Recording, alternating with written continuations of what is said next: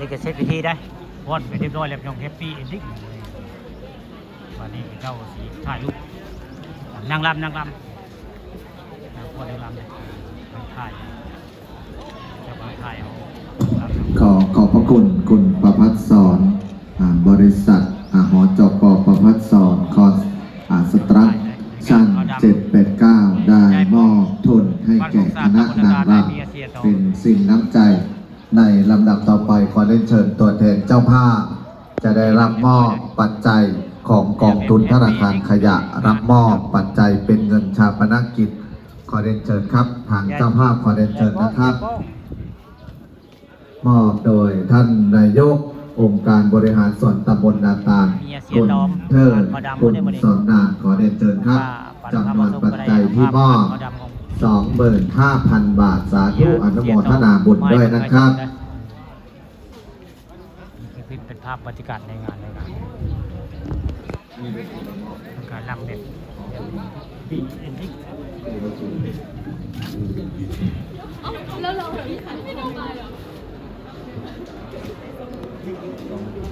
เอาแบบไปของพี่ตามก็เลยไม่รู้และลำดับต่อไปขอเรียนเชิญกองทุนสวัสดิการชุมชนมอบปัจจัยให้แก่เจ้าภาพอีก 25,000 บาทประธานกองทุนสวัสดิการชุมชนครับผมขอเรียนเชิญนะครับ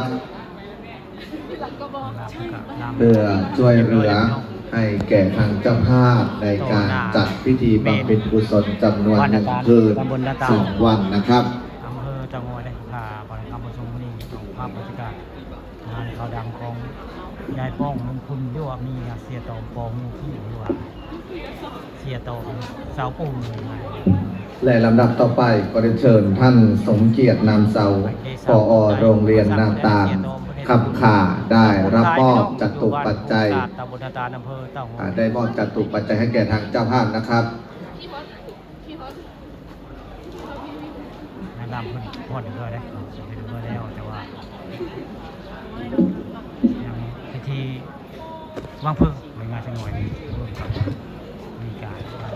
เป็นทางผู้ใหญ่เขาไม่รู้ทางเจ้าภาพมีจิตศรัทธาในการมอบถวายพัดลมขอตัวแทนวัดทั้ง4 วัดประกอบด้วยวัดนาตาลวัดคำขาวัดโคกสะอาดวัดนนเจริญทั้ง4 ตัวนะครับจะได้มอบให้แก่ไวยากรณ์วัดนะครับขอเรียนเชิญนะครับรับมอบด้านหน้าหีบศพนะครับทั้ง4 ท่านตัวแทนเจ้าภาพ